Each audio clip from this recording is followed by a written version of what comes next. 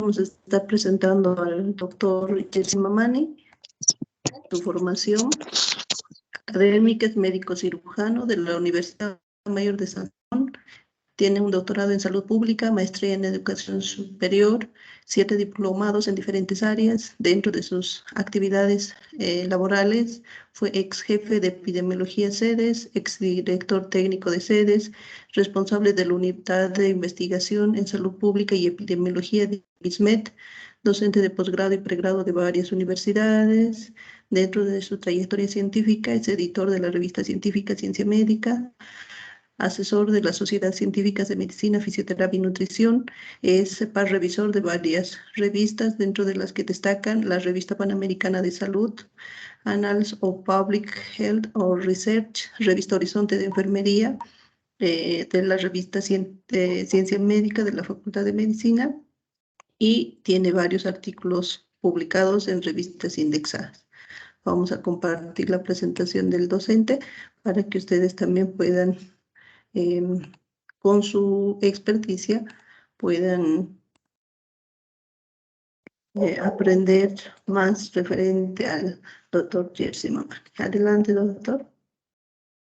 Muchísimas gracias, doctora. Como siempre, agradecidos por la invitación para este tipo de sesiones donde podemos compartir, analizar un poco acerca de lo que es la realización y ejecución de un trabajo de investigación, y el día de hoy vamos a tocar 2 puntos muy importantes. Uno que tiene que ver con el plagio o el fraude científico, y el otro que es una solución a esta situación, una alternativa que tiene que ver con lo que es el parafraseo a la hora de redactar nuestros trabajos de investigación, ¿no? Entonces, como les iba mencionando anteriormente, cuando veíamos el tema de lo que son los diferentes aspectos éticos en el desarrollo y difusión de un trabajo de investigación, no era sencillo, ¿no? Porque el par revisor, el comité editor, tenía que conocerse muchos trabajos de investigación para poder saber así a grosso modo si este trabajo podía corresponder o no a un plagio. No se tenían sistemas informatizados, generalmente se publicaba de forma escrita, y obviamente esta situación limitaba. Es más, hay algunos acercamientos en cuanto a trabajos referidos a ello, donde nos van mostrando que trabajos, por ejemplo, de antes del 2000, de antes de que ingresemos en esta era cibernética de manera masiva, porque obviamente ya había computadoras antes, fue una de las épocas donde más se difundió lo que es el plagio científico, ¿no? El fraude científico. Presentar los hallazgos de otros autores como si fueran nuestros, presentar los hallazgos de otros autores haciendo pequeñas modificaciones, o uno de los casos más comunes también que ha sido descrito tiene que ver con traducir los artículos de otros idiomas, ¿no? Es decir, el artículo estaba en inglés, lo convertían en español y lo presentaban como si fuera suyo, ¿no? Y ese tipo de situaciones era muy difícil de detectarlas anteriormente. Ahora es muy fácil. Existen muchas herramientas asequibles, y adelantarles simplemente, bueno, en mi calidad de lo que es el presidente de la Comisión Regional del Posgrado del CRIDAI, para el año vamos a implementar estos sistemas en la revisión de los trabajos de investigación. Es decir, antes de que pase a lo que son los tribunales, ese trabajo de investigación va a ser sometido a lo que es un software, una plataforma para evaluar plagio. Entonces, también tienen sus limitaciones esos software, obviamente, porque son algoritmos que se van utilizando, y todo algoritmo no siempre es perfecto, ¿no? Puede detectarnos algunas palabras, frases como si lo fuera, y si revisamos a profundidad, no siempre lo es, ¿no? Entonces, ese reporte va a ser necesario. La Universidad Mayor de San Simón ha comprado un software específico, o la licencia de un software, el año pasado, en el mes de septiembre, que ya se está utilizando en algunos posgrados a manera de pilotos. Se está entrenando también al personal para poder aplicarlo, y con ello utilizarlo a nivel de todo lo que son sus dependencias, ¿no? Hablamos del software original. Este software lo que te permite es analizar el tema de plagio, pero además te menciona dónde están esos párrafos, en qué artículos y todo lo demás, ¿no? Entonces, es yo creo una herramienta que nos va a permitir mejorar la calidad de los trabajos de investigación que se vienen presentando en este momento, pues si bien se ha estado trabajando bastante en cuanto concierne a lo que es la cantidad, es decir, se ha ido incrementando la producción científica a nivel de toda la universidad, lamentablemente en tema de calidad todavía vamos un poco bajo, ¿no? Entonces, esa situación seguramente se va a estar aplicando también en diferentes revistas y justamente en estas revistas científicas donde nosotros vamos apoyando, vamos trabajando, es donde vamos aprendiendo también diferentes herramientas que nos pueden ayudar a ese proceso, ¿no? En este momento yo formo parte de lo que es la revista científica Ciencia Médica, indexada en ese cielo y pronto a estar indexada también en Scopus. Formaba parte de lo que es la Gaceta Médica Boliviana, actualmente no lo estoy haciendo. Formo parte también del comité editorial de la revista de investigación en salud de la Universidad del Valle. Formo parte también del comité editorial de la revista científica del Colegio Médico de Quillacollo. Formaba parte de la revista científica del Colegio Médico de Cochabamba anteriormente, hasta hace unos 2 años, actualmente ya no. Y también de la revista científica Luz y Vida, de la Fraternidad Científica Luz y Vida, que también hasta hace unos 4 o 5 años también apoyábamos, ¿no? Dentro de lo que es esa revista. Asimismo, también en la revista científica de investigación en salud de lo que es la Universidad Técnica Privada Cosmos, ¿no? La UNITEP, también seguimos apoyando, pero ya no como parte del cuerpo editorial, sino como revisor externo en estas revistas, ¿no? Entonces, fíjense que a pesar de haber recorrido tantas revistas y donde ya hemos ido implementando varios de estos sistemas, todavía chocamos con ese tipo de situación. La última experiencia que hemos tenido ha sido este año en el mes de enero, donde hemos tenido que rechazar un artículo de revisión por temas de plagio en lo que es la revista científica del Colegio Médico de Quillacollo, ¿no? Porque también existen ahí reglas, ¿no? Cuando ya supera esos segmentos que han sido copiados de otros textos, supera el 20, 30, 40%, dependiendo de la rigurosidad de la revista, ¿no? Entonces ya se lo considera plagio. Y en muchos casos se puede resolver de manera rápida a través de lo que es un parafraseo, que es lo que vamos a ir viendo también ahora. Sin embargo, lamentablemente a veces son cosas ya muy grandes, ¿no? Párrafos muy sustanciales que le dan el norte mismo al artículo y lamentablemente en esos casos no se puede corregir, ¿no? Entonces, simplemente es una manera de preámbulo. Podemos pasar con la siguiente diapositiva, por favor, para continuar con esa presentación del diario.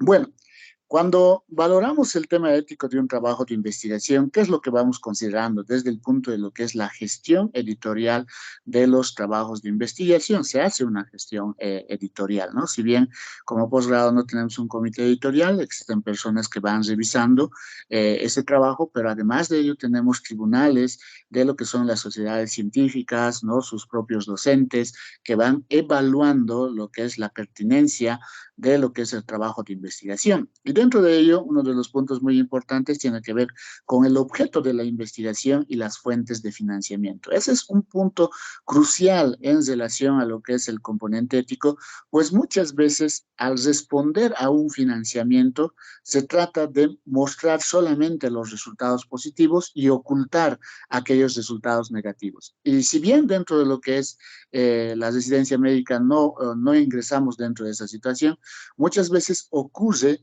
que las personas por no hacer quedar mal a su institución, ¿no? Porque puede salir algunos datos así muy llamativos, ocultan esa información. Es parte ya de lo que es una falta ética en el desarrollo del trabajo de investigación. El segundo punto tiene que ver con los medios que se van utilizando, ¿no? ¿Realmente esas fuentes de información son válidas, son correctas o en su defecto se ha ido complementando, generando datos falseados, adecuados y todo lo demás, ¿no?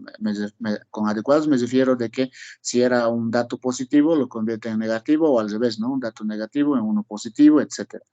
Los fines que se van a perseguir para ello, ¿no? O sea, cuál es el fin último que tiene este trabajo de investigación que estoy desarrollando y cómo esto puede ser afectado por terceros, ¿no? Por las instrucciones de terceros, ¿no? Desde el tutor, el jefe de servicio, el director del hospital, que nos pueden, más que guiar, muchas veces nos pueden hacer caer en una situación de ir entrando dentro de lo que es este campo de plagio, ¿no? Perdón. La repercusión social de que dichas investigaciones puede tener. Creo que esto es algo muy fundamental, esta situación, debido a que lamentablemente muchas veces pensamos solamente un tema ético, ¿no? Es decir, ya ha hecho plagio, va a quedar mal la persona y con eso pare de contar. No, no es tan sencillo, ¿no? Ese tipo de situaciones puede ingresar dentro de lo que es el ámbito administrativo e incluso legal, ¿no?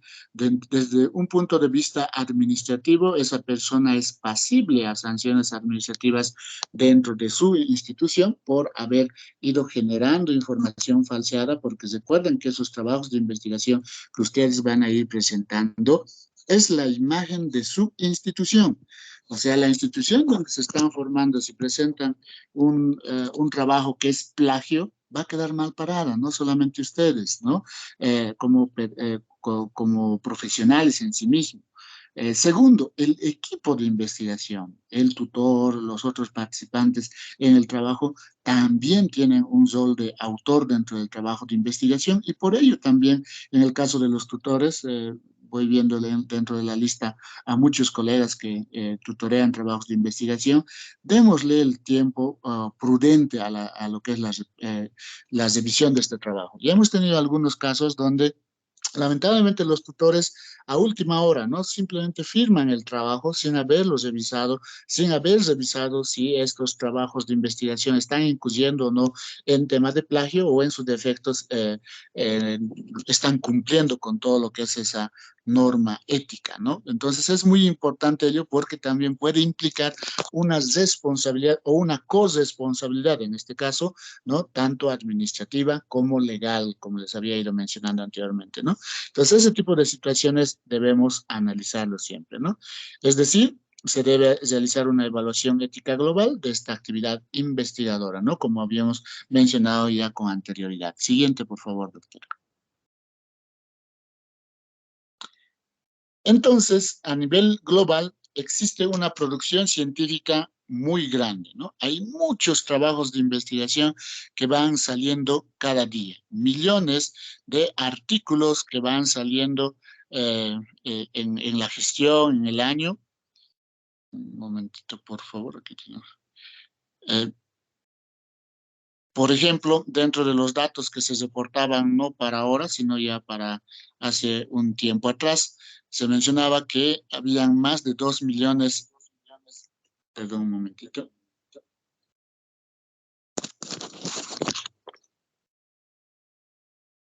Ahora sí, casi ha logrado conectarse por el computador y se generaba ya también un eco, ¿no? En relación al trabajo. Pero les mencionaba, entonces, más de 2 millones de trabajos que se han ido generando a lo largo del mundo, ¿no? En más de 20.000 revistas en biomedicina, ¿no? Algunas que son especializadas y otras que son genéricas, ¿no? Existen más de 7.000 artículos nuevos que van saliendo cada día, cada semana, inclusive, ¿no? Con el tema del COVID, eso se ha elevado mucho más y eso es de conocimiento público. Por lo tanto, obviamente, la posibilidad de poder caer en este tema de plagio es muy común. Incluso en revistas muy famosas, en revistas de alto impacto, se ha tenido este tipo de situaciones con anterioridad y vamos a ver algunos ejemplos dentro de esta presentación. Siguiente, por favor.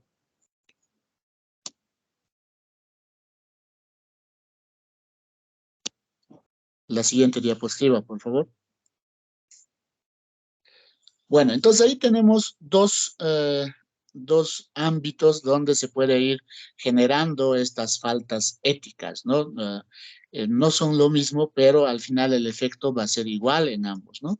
El primero tiene que ver con el fraude, es decir, de mala fe, ¿no? De maliciosamente generar un engaño, generar una mala conducta en torno a lo que es el trabajo de investigación, inventarnos datos, copiar texto, todo este tipo de situación ingresa dentro de lo que es el fraude científico, se lo denomina así, ¿no? Entonces, muchas veces no siempre se lo hace de manera intencional como el tema de fraude, sino puede ser también por ignorancia, por ingenuidad, por descuido, ¿no? Que se hayan utilizado metodologías o métodos técnicas inapropiados, que pueda haber también falacias estadísticas y que se esté resaltando esa situación, ¿no? Eso es algo muy importante también, no solamente dentro de lo que es la recolección de la información, sino también dentro del análisis de esa información, ¿no? Entonces, eso es muy común, por ejemplo, cuando solamente utilizamos análisis univariados, cuando el efecto de lo que estamos presentando depende de muchos factores, de múltiples variables, y falsamente le estamos asignando un efecto a una variable que por sí sola no llega a desarrollar ese efecto, ¿no? Ese resultado, ese evento. Entonces puede ocurrir también por esa vía, ¿no? Un descuido, ingenuidad, que haya colocado yo un párrafo y no lo he citado adecuadamente, que he citado mal, es otro error muy común, ¿no? El párrafo corresponde a un artículo en la revista A, sin embargo, la cita me muestra de un artículo de la revista B que no tiene nada que ver con lo que está hablando. Eso es muy común también dentro de lo que son los errores a la hora de escribir un artículo de investigación. Entonces, cuando existen algunos métodos cuestionables, obviamente, para maquillar esos datos, ese dragado de datos, lo que les mencionaba anteriormente, ¿no? Todo lo que me haga salir mal mis resultados los voy quitando, que haya un reporte selectivo o un reporte no selectivo, dependiendo de la perspectiva del trabajo, puede llevarnos a lo que es la ingenuidad, ¿no? De esas falacias que hemos ido mencionando, hacia lo que es el fraude, ¿no? Siguiente, por favor. Entonces, eso es muy importante resaltar porque, como habíamos mencionado anteriormente, ambos van a tener un efecto en torno a lo que es el impacto o la validez de ese trabajo de investigación. Entonces, el primero es deliberado y el segundo es de tipo no intencional. Lo único que cambia es eso, es igual que con el tema de lo que es el marco normativo, ¿no? Una cosa son las acciones dolosas, en este caso el tema del fraude, y en el otro caso estamos hablando de acciones de culpa, ¿no? O sea, es algo culposo, no ha tenido el suficiente cuidado, sin embargo, ha llegado a generar un daño desde la perspectiva ética en torno a lo que es el trabajo de investigación. En esta diapositiva podemos ver la geografía del plagio, ¿no? Este trabajo está publicado en un artículo científico, es una copia justamente ahí, tienen el link, donde se puede observar que esto ocurre en todo lado, ¿no? Fíjense, entonces, en la mayoría de los países, el tema de plagio no es algo extraño, ¿no? Sino es algo más bien común. Ahí tenemos datos de Estados Unidos, por ejemplo, donde se ha ido listando, ¿no? Más de 1.236 trabajos el año 2015 nada más, ¿no? De 26.052 que se habían revisado, que tenían autores que habían cometido plagio, ¿no? Fíjense, ni siquiera estamos hablando de cantidad de artículos, sino estamos hablando de autores, ¿no? En el caso de Alemania, 297 de 9.201, ¿no? En el caso de China, 688 de 6.372, y en el caso nuestro latinoamericano, Brasil, ¿no? 168 de 2.100 autores han sido encontrados como que han realizado algún tipo de plagio, ¿no? Entonces, fíjense que muchas veces tema de plagio, como hemos dicho hace un momento, no siempre es intencional, ¿no? A veces puede ser por temas de descuido, pero independientemente de ello, cae dentro de lo que es el mismo saco. Siguiente, por favor. Y después vamos a ir explicando por qué justamente de esta situación, ¿no? Entonces, el tema de plagio es de preocupación a nivel mundial, y fíjense lo que les había mencionado hace un momento, ¿no? A partir de lo que es el año 2000, donde comenzamos a ingresar en esta masificación de lo que son las herramientas electrónicas, el tema de plagio se incrementa bastante, ¿no? O sea, se dispara exponencialmente. Pero ya a partir del 2010 ha ido cayendo esa situación. ¿Por qué?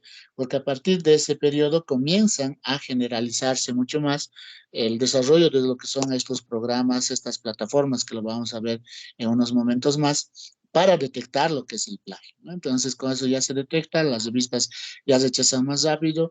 Incluso nosotros en la revista Ciencia América, un principio comenzábamos con el Google, ¿no? Pues colocabas un párrafo, pegabas en el Google y el Google te pinta de negrito, ¿no? Las palabras que son similares, pues con eso hacíamos a un principio Fíjense, le estoy hablando de hace más de 10 años, ¿no?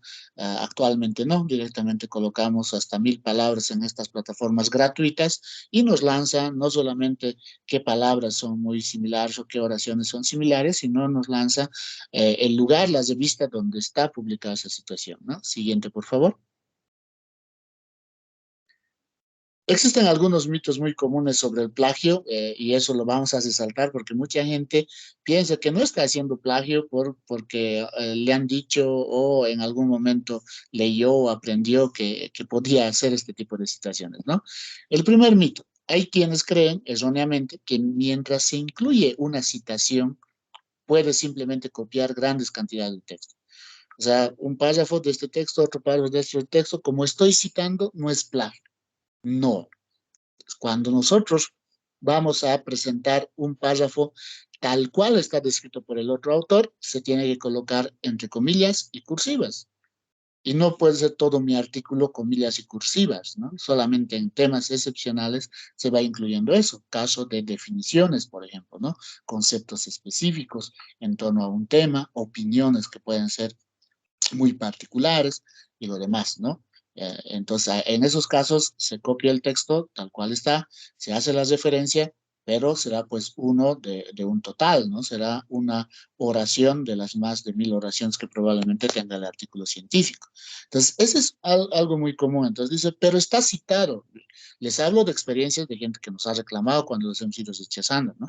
Está citado, ¿no? No es solamente citar, sino tienes que parafrasear, tienes que volver a reescribir ese texto desde tu propia perspectiva. Y si no lo sé, existen algunas herramientas que nos ayudan, que lo vamos a ver también en la segunda hora del día de hoy.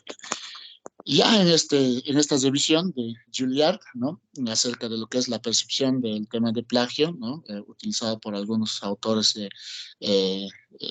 dentro de lo que es esta revista de medicina familiar, nos menciona, ¿no?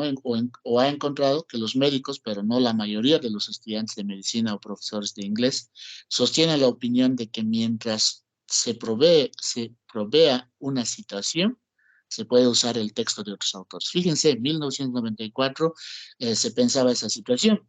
Y hasta ahora seguimos todavía con eso, ¿no? Hay muchos tutores que también nos han hecho esa apreciación, ¿no? Nos dicen, pero está citado. Si no estuviera citado, ahí sería plagio. Pero como está citado, está bien. No, no es correcto. Entonces necesitamos parafrasear. Siguiente, por favor. Uno de los mitos más comunes a nivel de nuestro medio, ¿no? Siguiente diapositiva, por favor.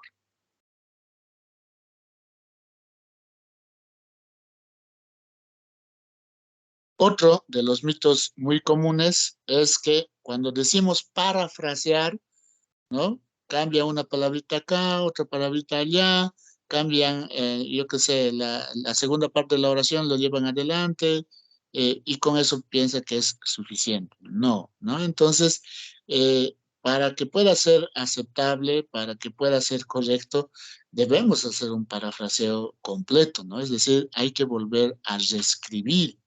Cuando yo simplemente estoy cambiando el ordencito de las oraciones, pero sigue siendo el mismo párrafo, no estoy resolviendo este problema de plagio, ¿no? Entonces, siempre aparece esa pregunta, ¿no? ¿Cuántas palabras consecutivas se puede copiar de otras fuentes sin tener que dar la citación? No hay regla para eso, hace un momento les mencionaba, ¿no? Estos softwares, por ejemplo, que vamos a ver, las plataformas, algunos utilizan un 20%, otras un 30%, otras un 50%, ¿no?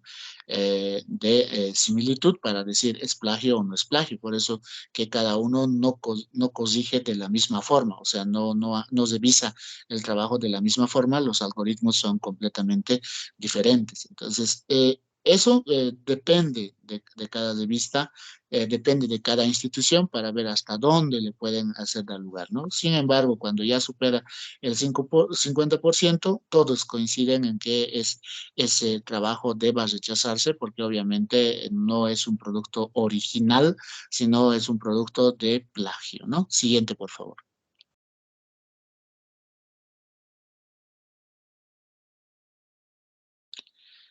Otro es que si el texto, otro de los mitos es que si el texto proviene de fuentes como Wikipedia, por ejemplo, ¿no? O fuentes como El Rincón del Vago, plataformas que son abiertas, todo lo demás de dominio público, no hay necesidad de citarlo, falso. Es más, nosotros en salud utilizamos el formato Vancouver. En otras áreas utilizan el APA. El APA ya el año 2015, 2016 creo, introdujo lo que son las citas de Twitter, de trabajos o conferencias que están en YouTube, ¿no? Algunas presentaciones que se hacen o se transmiten a través de Facebook, ¿no? Que pueden ser, por ejemplo, de conferencias, charlas, donde se hace mención a alguna situación, pero como no está escrito en un artículo, no hay forma de citarlo como artículo, ¿no? Entonces ya incluía eso el formato APA. Vancouver, el año 2018, igualmente ha ingresado dentro de esa situación y actualmente dentro de las plataformas para referencias bibliográficas también te permite introducir, por ejemplo, videos de YouTube, ¿no? Sesiones transmitidas por Facebook, Twitter especialmente es muy común porque en Twitter a veces expertos en un tema lanzan, ¿no? Comentarios, apreciaciones respecto a un tema que puede servirnos como fuente de información. Entonces, hay mucha gente que dice que no es plagio si es que no se publica, ¿no? Si bien no está en un artículo científico, pero esa apreciación corresponde a una persona que lo ha hecho a través de estas redes sociales, es de su autoría, si es que ninguna otra persona lo ha ido asumiendo, ¿no? Entonces, eso es algo muy importante también a resaltar y se puede utilizar este tipo de fuentes también. Es totalmente aceptable copiar mi propio texto que ya ha sido previamente difundido y utilizarlo en una publicación posterior. Eso es algo muy común y se cae cuando estamos haciendo esa situación en el autoplagio. El autoplagio es más común que el plagio en sí mismo y hay mucha gente que investiga sobre el mismo tema y repite los textos, ¿no? Y como es de su autoría, dice, pero ¿cómo va a ser plagio si yo he escrito eso? No, ese texto ya está en otro artículo publicado y has cedido los derechos de autoría a lo que es esa revista. Y así lo mandes a otra revista, ese tu artículo, estás ingresando dentro de lo que es esta categoría de autoplagio. Entonces, tenemos que volver a reescribir. Muchas veces he escuchado decir a mis estudiantes en el posgrado, me dicen, pero ¿cómo voy a reescribir si ya eso está definido, es un concepto y lo demás? Se puede, ¿no? Ejemplo bien sencillo, en el caso de nuestro equipo de investigación, tenemos muchos trabajos que hemos publicado en torno a lo que es síndrome metabólico, creo que son cerca de 22 en total. En cada una de ellas hacemos una definición de síndrome metabólico. Cada una de ellas es completamente diferente, ¿no? Similares sí, porque estamos tratando del mismo concepto, pero son diferentes. Entonces, es muy importante esa situación, no podemos utilizar el mismo texto y peor aún, los mismos resultados. Ahí sí es pecado, ¿no? Yo puedo de un mismo trabajo de investigación generar varios artículos, sí, eso es posible, ¿no? Pero muchas veces ahí se cae en lo que es la fragmentación del trabajo de investigación cuando persigue objetivos similares. Cuando los objetivos son completamente distintos, ahí sí puedo usar esa misma base de datos para uno, para dos o más, ¿no? Pero en lo que no tengo que caer es que mis resultados, los resultados que yo estoy presentando, en cada artículo tiene que ser completamente inédito. Y tengo que presentarlo además de otra forma, ¿no? Una solución para ello, por ejemplo, porque en la primera parte donde se presenta la caracterización de la población es donde se tiene mayor dificultad para presentar de diferente forma. Entonces, una herramienta que se tiene para ello es, por ejemplo, que en un artículo yo presente de manera univariada, ¿no? Y en otra presente de manera bivariada o multivariada o desagregada. Que un artículo presente ese dato, esa variable, obviamente no pueden ser todas, ¿no? Estamos hablando de algunos datos específicos, que una lo presente como porcentajes de ocurrencia, frecuencias, ¿no? Absolutas y relativas, o en otro artículo lo presente como promedio, si mis datos son de tipo cuantitativo, ¿no? Entonces, ese tipo de situaciones sí se puede llegar a dar. Ahí no estamos cayendo dentro de lo que es el tema de plagio, ¿no? Pero cuando usamos el mismo texto, la misma tabla en un artículo u otro artículo, ahí sí estamos incluyendo en lo que es el autoplagio, ¿no? Hay solo, otro mito muy común es que mucha gente piensa que hay solo un número limitado de maneras de decir lo mismo. Hace un momento ya les resaltaba, no. Hay muchas formas de decir lo mismo, se puede ampliar, se puede acortar la redacción, pero todo eso depende del ejercicio que nosotros hagamos en torno a lo que es este parafraseo, ¿no? Siguiente, por favor, doctora. Entonces, mientras más ejercitemos escribiendo, menos vamos a incurrir dentro de lo que es este tema de plagio, ¿no? Y todas las personas que hemos escrito por lo menos algún trabajo científico sabemos que podemos caer en esa situación. Vuelvo a decir, no siempre de manera intencionada, malintencionada en todo caso, sino muchas veces también por alguna limitación que tengamos dentro de lo que es nuestra formación, ¿no? A mucha gente no le va bien escribir. Entonces, si ese es mi problema, me apoyaré en una persona que sí pueda escribir mejor, que pueda revisarlo, que pueda plasmar lo que estoy intentando decir y que yo al redactar no lo estoy haciendo muy bien, ¿no? Entonces puede suceder. Para eso tenemos tutores y los tutores no son solamente uno. Uno es obligatorio porque no podemos hacer un trabajo nosotros solos, pero pueden tener 2 tutores, 3 tutores o más, no hay ningún problema. En este momento, por ejemplo, estábamos programando ya, bueno, está en fase de revisión, en una tesis de maestría, donde el investigador o el maestrante ha presentado 3 tutores, ¿no?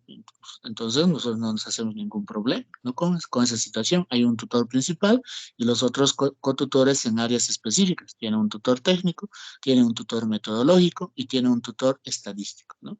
Ahora, ¿cómo él habrá trabajado con los 3? ¿Habrá reunido eso? Sí, no sabemos, ¿no? Pero el tema de lo que es este apoyo de los tutores, vuelvo a decir, no simplemente se limita a uno, sino pueden ser varios de diferentes áreas y todo lo demás que coadyuven en el desarrollo de lo que es el trabajo de investigación. El único requisito para ser tutor, que tenga el nivel o superior al grado al que está postulando la persona que va a presentar el trabajo de investigación, ¿no? En el caso de ustedes, entonces tendrá que ser alguien que tenga la especialidad o superior o la subespecialidad de su área, ¿no? El tutor principal. Los otros tutores ya no necesitan esa situación, ¿no? Entonces, fíjense aquí casos de plagio en la ciencia biomédica, ¿no? Y lo pueden corroborar, ¿no? Ahí están las citas y lo demás. El primero, el título es el mismo, ¿no? Segundo, los autores son completamente diferentes, ¿no? Fíjense, completamente diferentes. Las revistas también son diferentes. Y la fecha de publicación con 10 años de diferencia. Los dos están publicados, ¿no? Y estos casos que vamos a presentar, que son varios, han sonado bastante, ¿no? Dentro del mundo y justamente este tipo de situaciones han hecho repensar en lo que es el desarrollo de un trabajo de investigación, ¿no? Entonces aquí tenemos el artículo y ahí están los componentes donde se ha copiado, ¿no? Los datos y lo presentan como algo completamente original, un caso clínico, ¿no? Entonces, nosotros podemos tener muchas veces así un caso clínico muy bonito y como no sabemos cómo presentarlo, se agarran un artículo y le ponen el mismo texto y solamente cambian sus imágenes y pensando que no están cometiendo plagio, cuando sí pueden estar haciéndolo, ¿no? Entonces, eso es algo muy importante. Siguiente, por favor. Bueno, las imágenes a veces no se ven muy bien porque son copiadas o capturas de lo que es el PDF, ¿no? Para estas imágenes. Tenemos aquí un segundo, ¿no? El título es diferente. Fíjense aquí, a diferencia del anterior, el título ya no es igual, ¿no? Los autores son completamente diferentes, ¿no? La revista también es diferente. Y las fechas tienen una diferencia de 4 años, ¿no? Del 2003 al 2007. Fíjense que todos estos ejemplos que estamos dando generalmente datan de periodos de antes del 2010, ¿no? Donde ha ido ingresando estos sistemas para lo que es la evaluación de plagio, ¿no? Y eso tampoco ha llegado a todos de manera equitativa, ¿no? Por ejemplo, en el caso nuestro, vuelvo a decirles, esas épocas utilizábamos el tema de Google, todo lo demás. El año 2015 comenzamos a utilizar el software de Plagiarism Checker, ¿no? La plataforma que hoy vamos a ir revisando, ¿no? Y el año pasado ya la universidad ha ido comprando el original y con ello pues seguramente va a mejorar mucho más todavía nuestra evaluación. Entonces en estos dos trabajos que parecen completamente distintos, ¿no? Así a ojo de buen cubero, como se dice coloquialmente, yo no podría pensar que es plagio, ¿no? Pero, siguiente, por favor, cuando ya vamos revisando los artículos y vamos comparando el texto que tiene ambos artículos, entonces ahí vamos viendo, fíjense, la cantidad de texto que ha sido copiado, ¿no? O sea, que es idéntico al otro trabajo. Entonces, aquí ya debe llegar por lo menos a un 50%, ¿no? Si estimamos así a grosso modo, en lo que es el texto que se ha copiado de otro, del primer artículo, ¿no? Siguiente, por favor. Este otro ejemplo, ¿no? El título es completamente diferente, fíjense, ¿no? El autor también son diferentes, la revista también son diferentes y la fecha de publicación ya no tiene una diferencia de 5 años ni de 10 años, ¿no? Fíjense, desde 1986 hasta lo que es el 2003, ¿no? Entonces estamos hablando de más de 20 años de diferencia, ¿no? Entre uno y otro trabajo. Pero, ¿cuál es la importancia de este ejemplo, a diferencia del anterior, ¿no? De los anteriores ejemplos?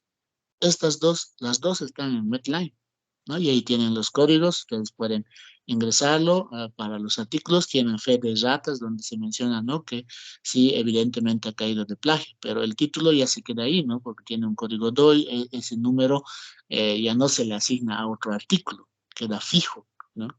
Eso es algo muy importante también. Alguna vez nosotros hemos recibido, en el caso de la Gaceta Médica nos ocurrió eso, que el autor de donde se habían copiado parte del texto, en realidad no se copiaron en sí, ¿no? No lo han parafraseado bien y no lo han citado. Eso es lo que le molestó especialmente al autor de ese trabajo y remite, ¿no? La nota y dice esta autora ha copiado este texto del mío, es prácticamente más del 80% similar, y solicito que se quite de la revista, ¿no? No se puede hacer eso. Lo que se hace es hacer una fe de ratas, ¿no? Entonces se le manda a lo que es el autor de este nuevo artículo para que revise si realmente ha ocurrido esa situación y haga una corrección, ¿no? Entonces ha hecho una carta, ¿no? Se publica como carta al editor, ¿no? Donde explica que ese texto evidentemente no ha sido bien citado con este otro autor y se le da obviamente la correspondiente citación y lo demás, ¿no? Entonces estos artículos, especialmente en revistas indexadas, se quedan ahí y se quedan para la historia, obviamente, ¿no? Siguiente, por favor. Entonces ahí tenemos, ¿no? Fíjense el artículo. Es prácticamente dos párrafos que son diferentes. Uno en la parte de materiales y métodos y otro en los agradecimientos, ¿no? Eso y obviamente el título, que difieren, título y autores, ¿no? Que habíamos mencionado, que eran diferentes. Y luego todo el texto, las referencias bibliográficas inclusive, corresponden a lo que es el primer artículo, ¿no? Entonces ahí han ido cambiando las imágenes, pero incluso las descripciones y todo lo demás han sido similares, ¿no? O sea, iguales a lo que es el primer artículo. Y vuelvo a resaltarles, este artículo está en el Medline, ¿no? Siguiente, por favor. Entonces, incluso en estas plataformas grandes llega a suceder este tipo de situación. Es decir, estos artículos han pasado por revisión de pares, ¿no? Entonces, la revisión de pares tampoco es infalible, ¿no? Las personas que vamos revisando los artículos, ¿qué es un par revisor? Es una persona que ha publicado algo en él relacionado al mismo tema o al área en el que se está presentando un trabajo de investigación. Entonces, mi par revisor puede ser una persona que apenas ha publicado un trabajo, versus me puede tocar un revisor que ya tiene más de 100 artículos publicados, ¿no?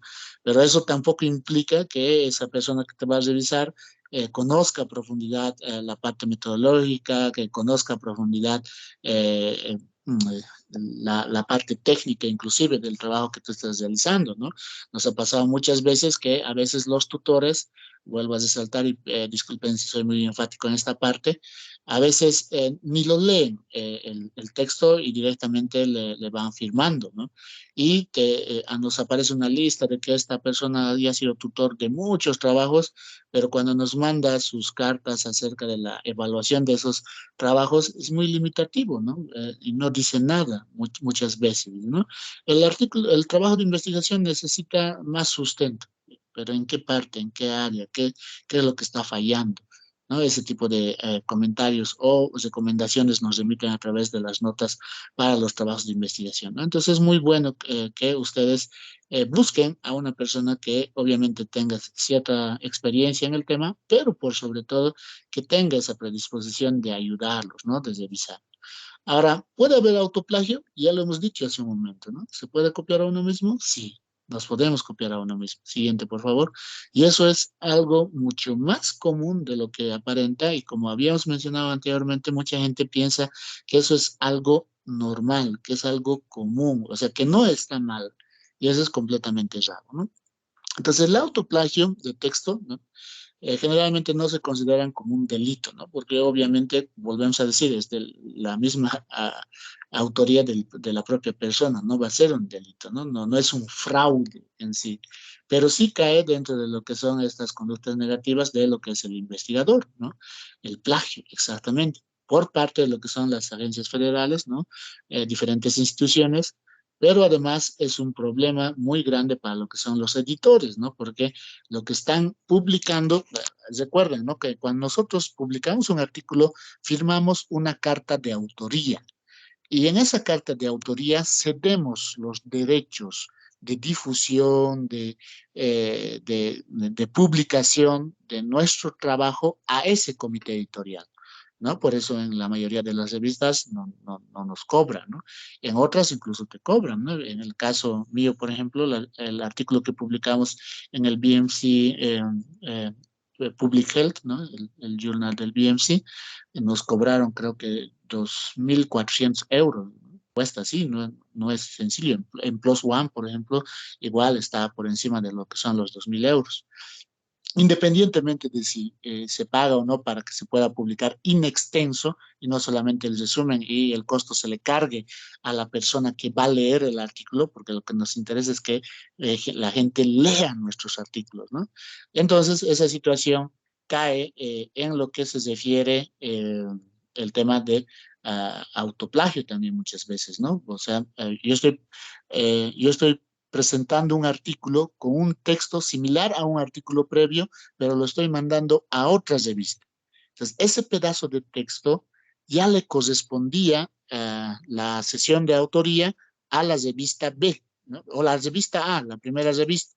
Pero ahora le estoy mandando a la revista B. Entonces se genera ese conflicto porque cuando ingrese a los buscadores, ¿no? A estas plataformas que vamos a ver, la siguiente diapositiva, por favor, eh, lamentablemente, ¿a cuál de ellos lo va a reconocer como si fuera el original y cuál de ellos lo va a reconocer como si fuera plagio? Entonces, eso afecta también la credibilidad de la revista, ¿no? Por eso, vuelvo a decirles, no solamente es un tema personal, sino también implica a las diferentes instituciones que están involucradas, ¿no? Entonces, la mayoría de las revistas nos advierten, ¿no? A los autores contra publicación duplicada y formas de redundancia, ¿no? Entonces nos dice, ¿no? En las cartas que mandamos sobre el tema de originalidad, decimos, este artículo es original, ¿no? O sea, es completamente nuevo. Nosotros firmamos eso, es una declaración jurada. Y todos los autores tienen que firmarlo, no solamente firma que se llama el investigador principal, ¿no? Sino todos los autores. Y ahí hemos tenido una otra experiencia, el año 2018, si no me equivoco, en la revista científica Ciencia Médica, cuando el tutor del trabajo viene y nos dice, quiero que este artículo deje de publicarse, o sea, lo quitemos de lo que es la plataforma. Ya estaba en el S-Cielo. ¿Y qué es lo que le había parecido? Para él, ese trabajo no tenía la calidad suficiente y además que había caído dentro de lo que es este autoplagio porque él les había recomendado un artículo previo que él había realizado, pero parte de ese texto lo han incluido dentro de lo que es ese trabajo sin parafrasearlo muy bien, ¿no? Entonces, fíjense, el propio tutor. Y nosotros les respondemos de que eso no se puede, que en el peor de los casos lo que se puede hacer es emitir un fe de ratas, ¿no? Y con ello, pues, mencionar que ese artículo a la hora de leer se tenga el cuidado en estos componentes por estas situaciones, ¿no? Entonces, eso es algo también que llega a suceder. Obviamente no es el factor común, ¿no? Son casos raros, pero llega a pasar. Algunas revistas científicas nos piden a los autores de los manuscritos que incluyan copias de trabajos similares en el caso de que se haya presentado. Hay un punto, por ejemplo, ¿no? Muy fundamental. En algún otro curso habíamos mencionado aquello, ¿no? En las cartas de autoría especialmente, cuando remitimos a un congreso y todo lo demás. Si ese trabajo, el resumen, yo lo he presentado a un congreso, cuando lo esté publicando en revista, debo mencionar Porque en los congresos, simposios donde se presentan trabajos de investigación, se hace un libro de resúmenes. Actualmente esos libros de resúmenes generalmente son online. Por lo tanto, va a aparecer dentro de la búsqueda que hagan estas softwares, estas plataformas, y me puede catalogar como plagio, especialmente por el título, porque el título va a ser prácticamente igual, ¿no? Entonces, ese tipo de situación hay que tener cuidado y a la hora de enviar, decir, ¿no? Este trabajo ha sido presentado ya en este simposio, está en este boletín, en revista, porque no siempre es solamente un boletín que van sacando, ¿no? A mí me tocó participar, por ejemplo, en lo que es el Congreso Latinoamericano de Cardiología allá en México, en Guadalajara, el 2019, y todos los resúmenes que han ingresado dentro de lo que son los 100 primeros trabajos han ingresado en un número especial de la revista mexicana de cardiología, ¿no? Entonces, mi resumen ya estaba ahí publicado. Y ese trabajo luego, bueno, estaba submitido en aquel entonces a lo que es esta revista del BMC Public Health que les había mencionado anteriormente. Entonces, en la carta de autoría yo tuve que mencionar que este trabajo ha sido presentado en ese congreso, donde se ha enviado el mismo resumen, ¿no? Y que la autoría nos corresponde a nosotros, pero que no se ha hecho la publicación del in extenso, ¿no? Entonces sigue siendo original, ¿no? Nada más no estamos cambiando autores, no estamos cambiando títulos ni nada, ¿no? Entonces es muy importante también remitir ello para que la revista vea, ¿no? Si realmente dentro de sus normas lo pueden aceptar o en todo caso lo va a considerar como un caso de duplicación o de redundancia, ¿no? Algunas revistas tienen límites en la cantidad de texto, lo que les había mencionado anteriormente, ¿no? Eh, eh, que no siempre es común, o sea, cada revista tiene sus propios límites. Generalmente va entre 15% a 20%, ¿no? Que pueden ser similares, pero no iguales, ¿no? Ahí sí hay que tener bastante cuidado. Y los software también nos detectan así, a veces nos detecta parafraseos que son similares hasta un 50% y nos dice plagio, cuando no lo es, ¿no? Incluso ni siquiera a veces está hablando de ese tema dentro de ese artículo, a veces se sale de contexto y lo demás, entonces hay que tener cuidado también con esa parte. Pero ¿quién define esos porcentajes? Cada institución, cada revista a la que mandemos nuestros trabajos. Siguiente, por favor.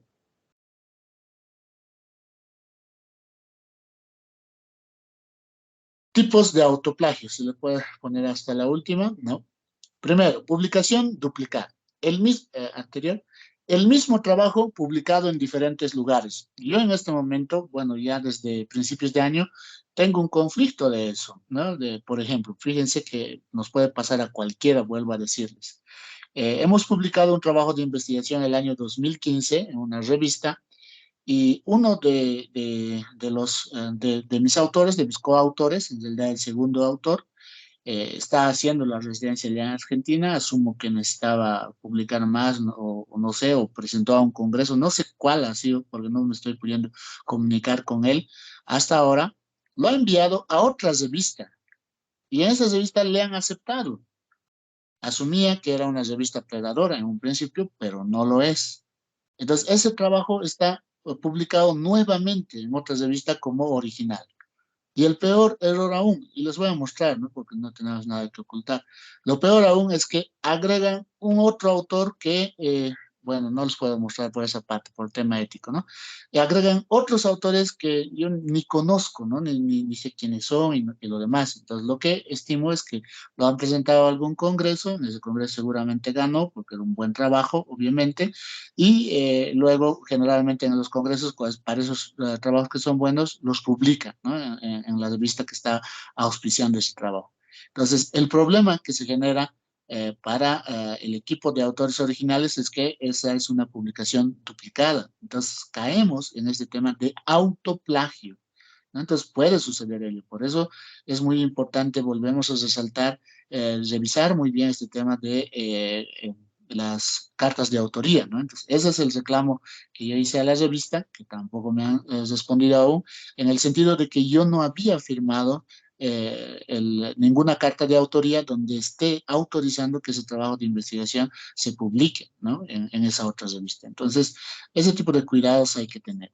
La publicación aumentada, ¿no? Entonces, tenemos un trabajo muy pequeñito luego hacemos un otro trabajo, pero sobre el mismo, y en este nuevo trabajo presentamos los datos del primer trabajo más algunos datos nuevos que hemos ido levantando. Tenemos un caso así de una, bueno, ya no es residente ahora, ya especialista que está en tema de tutora, y lo hemos detectado cuando justamente vino a solicitar lo que son las cartas ¿qué se llaman?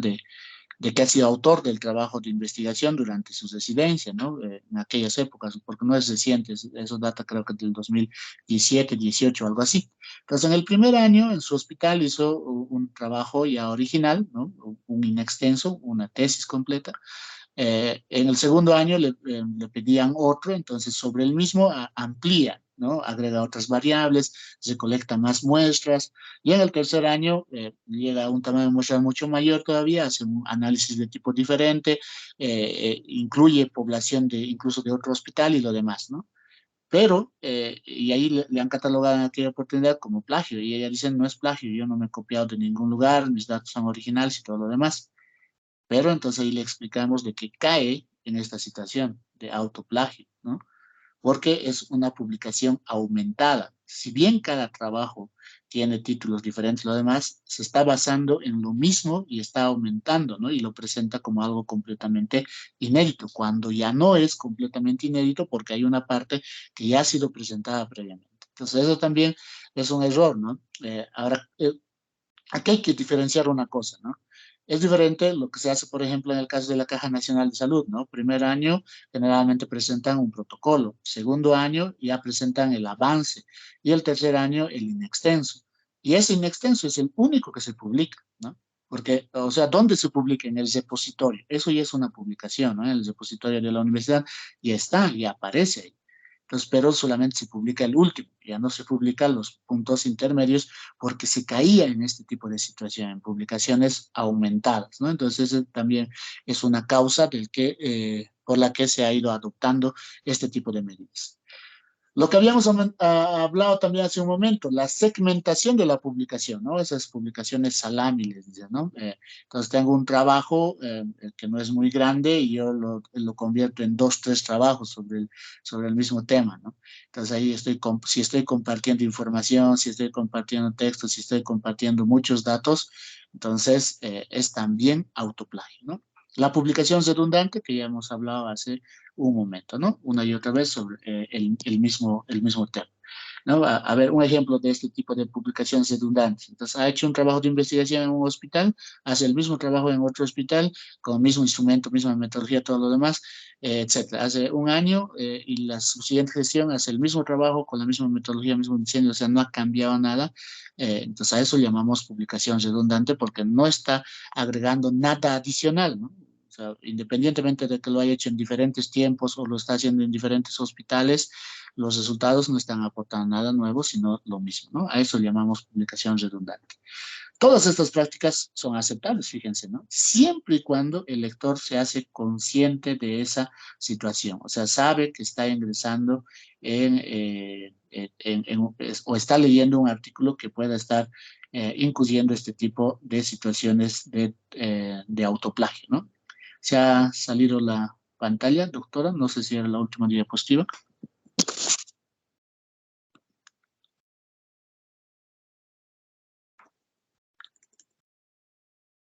Tenemos algunos más. Yo voy a compartir la pantalla, seguramente, o ingresó una llamada o algo. Ya, estoy compartiendo la pantalla, ahora sí. Ya ha cargado hace un momento, ¿no? Entonces, eso en relación a lo que es el tema de autoplagio, habíamos mencionado, ¿no?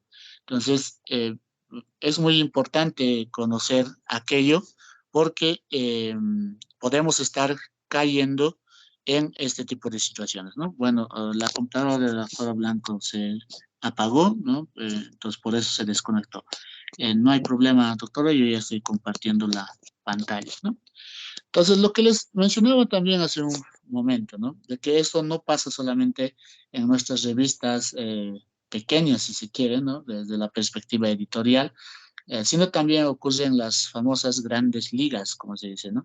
Entonces, en este trabajo del 2001, donde se ha ido evaluando ese tema de lo que es el autoplagio, ¿no? Ya se había encontrado en una revisión rápida aleatoria que se ha hecho de 660 artículos, que un 14% caía, ¿no?, en una forma clara de publicación redundante, ¿no?, en este tema de autoplagio, ¿no? Entonces, ese tipo de situaciones es más común de lo que parece, vuelvo a mencionarles, y a veces ocurre en las grandes ligas, ¿no? Como el caso del New England Journal of Medicine, por ejemplo, ¿no? Entonces, aquí tenemos el artículo, está la captura de lo que es la página, el link de lo que es la página, lo pueden ir viendo aquí, ¿no? Donde, a ver, voy a colocarme un punterito, aprovechando que ya estamos. Entonces, tenemos el link donde está publicado, lo pueden ver. Fíjense, por ejemplo, New England tampoco lo ha ido retirando, ¿no? Pero sí, seguramente tiene una carta al editor donde hace un fe de ratas, ¿no? En torno a esto. Entonces, y luego, fíjense cuándo ha sido publicado. Enero